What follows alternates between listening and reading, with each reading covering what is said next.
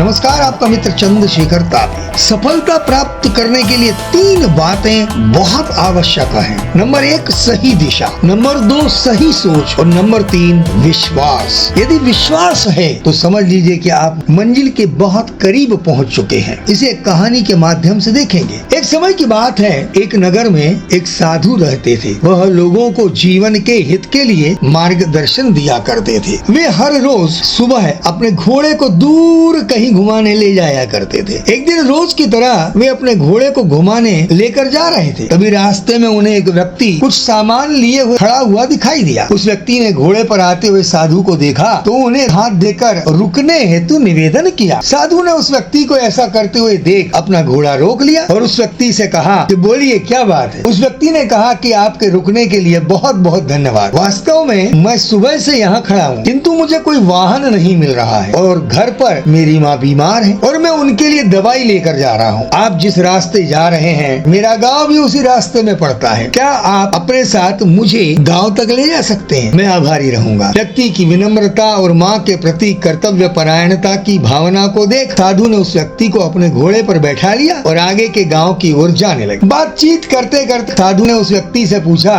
कि तुम क्या काम करते हो? इस पर व्यक्ति ने कहा कि मैं कपड़ों का व्यापार करता हूँ। तो संत ने कहा कि कैसा चल रहा है तुम्हारा व्यापार? तो वह व्यक्ति बोला कुछ खास नहीं, सोच रहा हूँ व्यवसाय बदल दूं। इसके पहले भी मैंने 3 व्यवसाय किए पर मुझे किसी में भी सफलता नहीं मिलती। व्यक्ति ने साधु से कहा कि क्या मैं आपसे एक बात पूछूं? तो इस पर साधु ने कहा कि हाँ पूछो, क्या बात है? मुझे मेरे व्यवसाय के लिए भ्रमण करना पड़ता है पर मेरे पास कोई साधन नहीं है, तो क्या आपके जैसा घोड़ा मुझे भी मिल सकता है? साधु उसकी बात सुनकर कहते हैं मेरे पास और भी घोड़े हैं, उनमें से एक तुम्हें मिल सकता है, लेकिन तुम्हें इसके लिए एक परीक्षा देनी होगी। बिना परीक्षा के कोई भी चीज प्राप्त नहीं होती। अगर तुम परीक्षा में सफल हुए तो घोड़ा तुम्हें मिल सकता है। इस पर व्यक्ति ने कहा कि ठीक है, मुझे क्या करना होगा? साधु ने उस व्यक्ति से कहा कि तुम्हारा गांव अभी थोड़ी दूर है, जब तक गांव नहीं आ जाता तब तक तुम्हें पूरे रास्ते केवल भगवान का नाम मन में जपना होगा। साधु की बात सुनकर व्यक्ति ने सोचा कि ये तो बहुत आसान काम है, भगवान का नाम ही तो जपना है और फिर तो वह घोड़ा मेरा हो जाएगा। और वह खुशी से भगवान का नाम लेने लगा। नाम लेते लेते उस व्यक्ति के मन में शंका उत्पन्न हुई। जिस गति से घोड़ा चल रहा था व्यक्ति का मन उससे भी तेज गति से चल रहा था। उसके मन में ये शंका हुई कि क्या वाकई साधु घोड़ा देंगे? रास्ते भर वो मुख से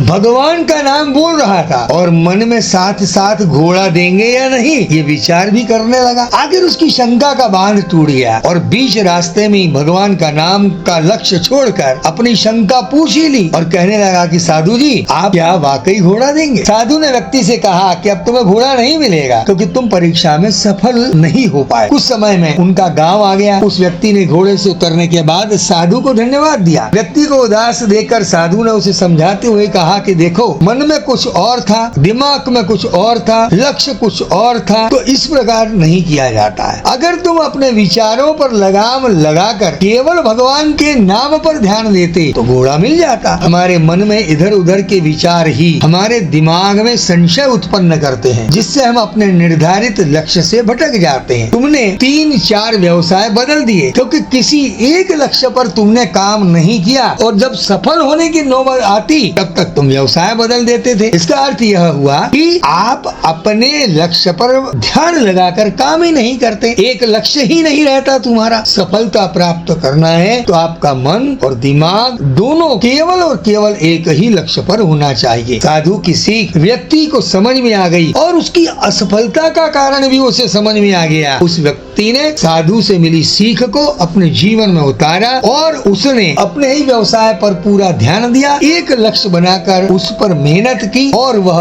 अपने विश्वास के साथ लक्ष्य पर काम करते हुए एक कामयाब व्यक्ति बन गया। जीवन को सफल बनाना है तो बिना किसी संशय के केवल अपने लक्ष्य पर ध्यान केंद्रित करो। सफलता प्राप्त करना है तो सही दिशा, सही सोच और विश्वास के साथ आप आपके मंजिल तक पहुंच सकते हो। ये कहानी आपको कैसी लगी कमेंट में जरूर बताइएगा। आपका जीवन सफल हो, यशस्वी हो, आनंदमय हो। बी हैप्पी, बी हेल्दी और बी सक्सेसफुल। आपका मित्र चंद्रशेखर तापी। मेरा निवेदन है कि मेरा चैनल ज्ञान रंग इंस्पिरेशन सब्सक्राइब करें। बहुत बहुत धन्यवाद। प्रणाम।